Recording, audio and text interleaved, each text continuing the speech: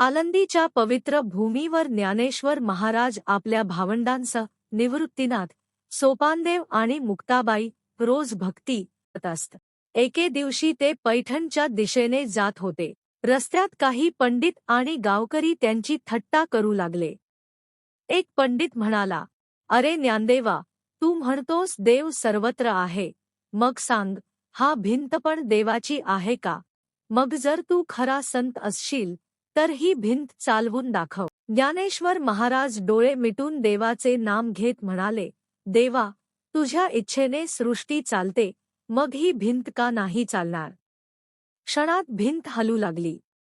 लोकांचे डोळे विस्फारले. ती भिंत हळूहळू पुढे चालू लागली आणि ज्ञानेश्वर महाराज त्यावर बसलेले शांतपणे भगवंताचे कीर्तन गात राहिले.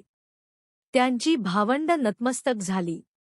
भक्तगणांचा जय जयकार झाला, ज्ञानेश्वर माऊली की जय. त्या दिवशी लोकांना उमगलं की श्रद्धा, नम्रता आणि भक्तीची शक्ती कोणत्याही भिंतीला चालवू शकते.